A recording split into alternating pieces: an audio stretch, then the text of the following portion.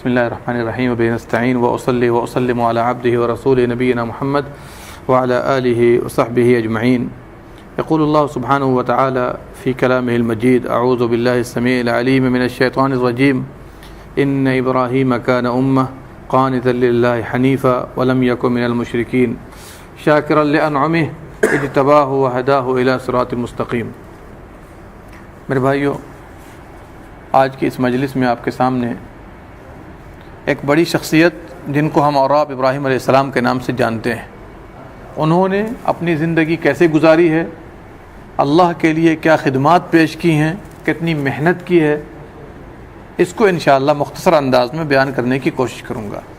لیکن اس سے پہلے آپ سارے مسلمانوں کو پتہ ہے کہ ابراہیم علیہ السلام کی پوری زندگی جد و جہد کے ساتھ گزری ہے.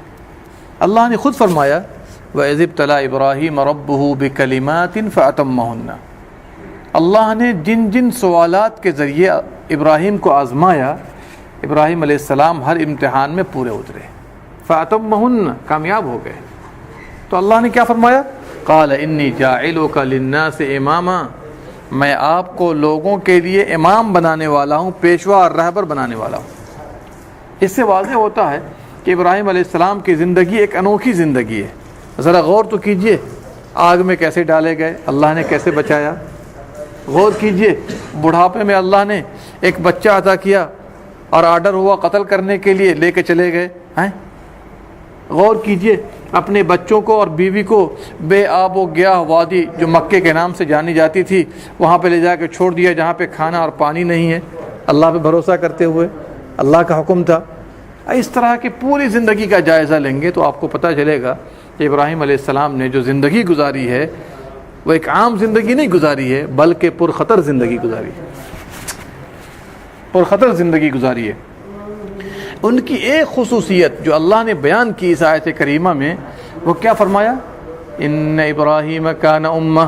غور کیجئے، توجہ کیجئے، ابراہیم علیہ السلام ایک امت تھے. کیا تھے؟ یعنی اکیلے انہوں نے اپنی زندگی میں ایسے ایسے کام کیے جو پوری امت مل کر کام کر سکتی ہے. ایک آدمی ایک امت کے برابر ہو گئے. غور کیجیے ذرا سا. دوسرا مطلب یہ بھی بتایا گیا امت کا کہ پیشوا تھے، خیر کے رہنما تھے، لوگوں کو ہدایت اور حق کی طرف بلایا کرتے تھے. قانتا للہ. توجہ کے ساتھ سنیے، ہم بھی مسلمان ہیں نا، ہماری زندگی کیسی گزر رہی ہے ذرا سا مقابلہ کیجئے، کمپیریزن کیجئے. قانتا للہ، اللہ کے فرما بردار تھے، جو آرڈر آتا تھا اس سے سر منہ انحراف نہیں کرتے تھے. ولم یک من المشرکین. توجہ کیجئے گا، مشرکوں میں سے نہیں تھے. دیکھیے کچھ معنی رکھتا ہے. ایک طرف کہہ رہے ہیں رہبر تھے، پیشوا تھے، دوسری طرف کہہ رہے ہیں اللہ کے فرما بردار تھے، تیسری طرف کہہ رہے ہیں مشرک نہیں تھے. مشرک، حالانکہ جو اللہ کا فرما بردار ہوگا ہر معاملے میں، جو خیر کی طرف بلانے والا ہوگا، کیا وہ خود شرک کرے گا؟ نہیں کرے گا. لیکن انفرادی شان کو بیان کرتے ہوئے اللہ سبحانہ و تعالیٰ فرماتا ہے کہ مشرکوں میں سے نہیں تھے. اس کا مطلب یہ ہے کہ ابراہیم علیہ السلام کو اس بات کی ہر وقت فکر رہتی تھی کہ کوئی ایسا کام مجھ سے نہ ہو جائے جو شرک میں مبتلا کر دے یا مشرکوں میں سے بنا دے. اسی چیز کی فکر آج ہر مسلمان کو ہونی چاہیے، کیونکہ جو بھی آدمی شرک سے بچ گیا اور توحید خالص پر پختہ ہو گیا، اللہ تعالیٰ کی طرف سے وعدہ ہے کہ ہم اس کے گناہوں کو مٹا کر بغیر حساب و کتاب کے جنت میں داخل کریں گے.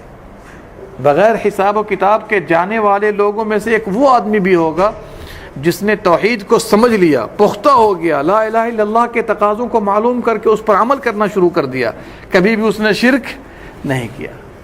اور اسی لیے اہل ایمان کی ایک بڑی صفت ہے کہ وہ جب پڑھتا ہے سورہ فاتحہ کو، ایاک نعبد و ایاک نستعین، اے اللہ ہم تیری ہی عبادت کرتے ہیں اور تجھ ہی سے مدد مانگتے ہیں.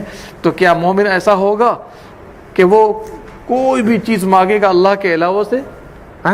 بچہ ہو، آرام ہو، تجارت ہو، بیوی ہو، نفع نقصان کی بات ہو، حاجت روائی ہو، مشکل کشائی ہو، کوئی بھی تکلیف آ جائے، اس کے منہ سے آواز نکلے گی المدد یا اللہ، المدد یا اللہ. یہ نہیں کہے گا یا غوث المدد، یہ نہیں کہے گا یا علی مشکل کشا، یہ نہیں کہے گا یا رسول اللہ انظر حالنا اسم قالنا. کیوں؟ اس لیے کہ ہر نماز کی ہر رکعت میں وہ پڑھتا ہے ایاک نعبد و ایاک نستعین، اے اللہ ہم تیری ہی عبادت کرتے ہیں اور تجھ ہی سے مدد مانگتے ہیں. عبادت کی ہر قسم، خواہ وہ نظر و نیاز ہو، قربانی ہو، بھروسہ کرنا ہو، طواف ہو، رکوع ہو، سجود ہو، جتنی بھی قسم عبادت کی ہے اللہ کے لیے پیش کرے گا. وَإِيَّاكَ نَسْتَعِينُ، اے اللہ ہم تجھ ہی سے مدد طلب کرتے ہیں. چھوٹی سی چھوٹی چیز ہو، بڑی سے بڑی چیز ہو، کس کو پکارے گا؟ کس سے مانگے گا؟ اللہ سے مانگے. اب ظاہر سی بات ہے، آپ دیکھ لیجئے کلمہ پڑھنے والے تو اربوں کے اندر ہیں، تعداد بہت ہے، لیکن دیکھ لیجئے آدھا طبقہ آپ دیکھ لیجئے اللہ کو چھوڑ کر غیروں سے مانگتا ہے. مانگتا ہے کہ نہیں مانگتا ہے؟ مانگتا ہی ہے. سجدے جا کر مزاروں پر کرتا ہے، نظر و نیاز ان کے لیے پیش کرتا ہے، چڑھاوا ان کے لیے چڑھاتا ہے. اب آپ سوچ لیجئے کہ سورہ فاتحہ کی یہ آیت کہاں چلی گئی؟ ایاک نعبد و ایاک نستعین کہاں چلی گئی؟ ذرا غور تو کیجئے. عقیدت اور محبت ایک الگ چیز ہے، عبادت جو اللہ کے لیے ہے وہ ایک الگ چیز ہے. دونوں کو خلط ملط نہیں کرنا ہے. ہم آپ سے محبت کرتے ہیں، اس کا یہ مطلب تھوڑی ہی ہے کہ ہم آپ کو سجدہ کریں. یہ مطلب ہوتا ہے؟ یہ مطلب نہیں ہوتا ہے. تو عبادات اللہ کے لیے ہیں. کسی سے بھی محبت کرنا، خواہ وہ اہل ایمان زندہ ہو یا مردہ ہو، محبت ایک الگ چیز ہے. محبت کا یہ مطلب نہیں ہوتا ہے کہ جو کام ہم اللہ کے لیے کرتے ہیں ہم ان کے لیے کر دے جا کر. لہٰذا یہاں پر یہ شبہ عام مسلمانوں کے نزدیک بہت جڑ پکڑ چکا ہے.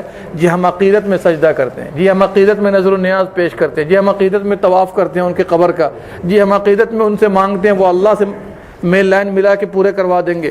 یہ ساری باتیں بے بنیاد. آپ خود پکاریے. کہیں اللہ نے کہا ہے میں تمہاری دعا قبول نہیں کروں گا؟ کہیں کہا ہو؟ یہ آپ نا امیدی کیوں اختیار کر رہے ہیں؟ آپ یہ تو نا امیدی والی بات ہو گئی نا.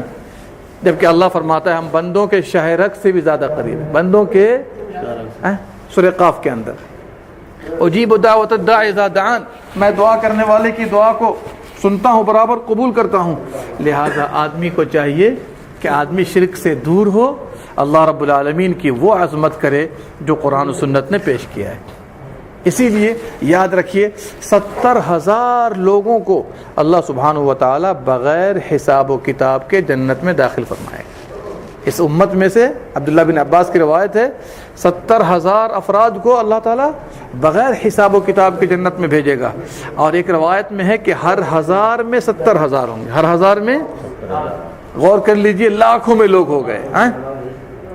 صحابہ نے سوال کیا ہے اللہ کے نبی صلی اللہ علیہ وسلم یہ کون لوگ ہوں گے جو بغیر حساب و کتاب کے جنت میں جائیں گے؟ ادھر توجہ کیجئے، بغیر حساب و کتاب کے جنت میں جائیں گے. تو نبی صلی اللہ علیہ وسلم نے 4 صفتیں بیان کی. ذرا کان کھول کر سن لیجئے. 4 صفتیں بیان کی. کہا یہ وہ لوگ ہوں گے جو دم کرنے کے لیے کسی کو طلب نہیں کرتے. یہ وہ لوگ ہوں گے جو دم کرنے کے لیے کسی کو طلب نہیں کرتے. دیکھیے جھاڑ پھونک کرنا، کوئی بیماری ہو، قرآن و سنت سے ہو، عربی زبان میں ہو، آپ جھاڑ پھونک کر سکتے ہیں، خود بھی کیجئے، سب سے افضل ہے یہ. دوسرا آدمی کوئی خود سے کر دے یہ بھی جائز ہے. تیسری شکل ہے آپ نے کہا بھیا ذرا دم کر دو، یہ بھی جائز ہے. لیکن آپ کو اس زمرے سے باہر کر دے گا.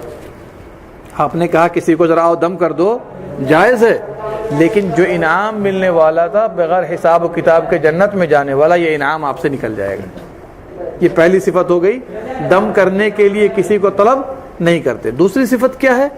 داغ کر کے علاج نہیں کرتے ہیں. داغ کر کے، آج بھی عرب کے یہاں رائج ہے، بعض بیماریوں میں داغتے ہیں، علاج کرتے ہیں اس کے ذریعے. داغ کر کے علاج کرنا کہتے ہیں اس کو. آگ پر گرم کر کے داغتے ہیں بیماریوں پر. اب جا کے عرب سے معلوم کر لیجئے گا. تو یہ وہ لوگ ہوں گے جو داغ کر کے علاج نہیں کرتے ہیں. اور تیسری صفت سنیے کیا فرمایا؟ جو بدفالی نہیں لیتے. بدفالی ولا یتطیرون، بدفالی نہیں لیتے. بدفالی کیا ہے؟ بعض لوگ بعض جانوروں سے، بعض دن سے، بعض مہینوں سے بدفالی لیتے ہیں. اب جیسے آپ نے بہت ہی مشہور باتیں سنی ہوں گی کہ بھائی دیکھو محرم کے مہینے میں شادی مت کرو، کوئی تجارت نہیں کرو، سفر کے مہینے میں سفر نہیں کرو، کوئی تجارت نہیں کرو، کوئی دکان نہیں کھولو. صبح کسٹمر آ گیا ادھار لینے کے لیے، ہم نے نہیں دیا. اور اگر کسی دن دے دیا اس دن کسٹمر آئے قسمت سے کم تو اعتقاد بچ جاتا ہے کہ نہیں جی آج جو ہے ادھار دیا تھا نا صبح صبح اس لیے ایسی بات پیدا ہوئی ہے. ہاں الو بیٹھ گیا گھر کے چھت پر, کہا جی کسی کی موت آئے گی. کوا آ کر کے صحن میں آ کر کچھ بول رہا ہے, لوگ کیا کہتے ہیں مہمان آئے گا آج, وغیرہ وغیرہ. یہ تو زمانہ جاہلیت والی چیزیں تھیں جو ہمارے اندر داخل ہو گئی ہیں. سورج گرہن چاند گرہن ہو, ہم حاملہ عورت کو جو چھپا کے رکھتے ہیں, کیا کرتے ہیں چھپا کے رکھنا, اعوذ باللہ من ذالک. یہ وہ مسلمان جنہیں دیکھ کے شرمائے یہود, سمجھ رہے ہیں, یہ بدفعلی ہے. تو پیارے نبی نے کیا فرمایا, یہ وہ لوگ ہوں گے جو بدفعلی نہیں لیتے ہیں. وَعَلَىٰ رَبِّهِمْ يَتَوَكَّلُونَ, اپنے رب پر بھروسہ کرنے والے لوگ, اپنے رب پر. اس سے کیا پتہ چلا ہے کہ 70,000 والے کوٹے میں اگر آپ کو جانا ہے بغیر حساب و کتاب کے, ان چاروں صفتوں کو اپنے اندر داخل کریں, اور جب داخل کر لیں گے توحید پر پختہ ہو جائیں گے, رب کی صحیح عظمت کریں گے, اسی کو پکاریں گے, اسی سے مدد مانگیں گے, اور رب کی صفات میں بندوں کی صفات کو شامل نہیں کرتے ہیں, تو انشاءاللہ ایسے لوگوں کو اللہ تعالیٰ بغیر حساب و کتاب کے جنت میں داخل کرے گا. اور یہ وہ لوگ ہوں گے جو کلمہ لا الہ الا اللہ کے تقاضے کو معلوم کر کے عمل کریں گے, عبادات کا اہتمام کریں گے, برائی سے دور رہیں گے. اور اسی لیے پیارے نبی صلی اللہ علیہ وسلم نے کیا فرمایا, اللہ کا ارشاد ہے حدیث قدسی کے اندر کہ تم شرک کر کے نہ آؤ, شرک کر کے نہ آؤ, ہم زمین بھر کر تمہاری مغفرت لے کر کے آئیں گے. تمہارے گناہ آسمانوں تک پہنچ جائیں. کہاں تک؟ حالانکہ کسی کا گناہ آسمان تک پہنچ سکتا ہے, نہیں پہنچ سکتا ہے. اگر تم زمین بھر کر گناہ لے آؤ تو ہم زمین بھر کر مغفرت لے کے آئیں گے, بشرطے کہ شرک نہ کیا, بشرطے کہ.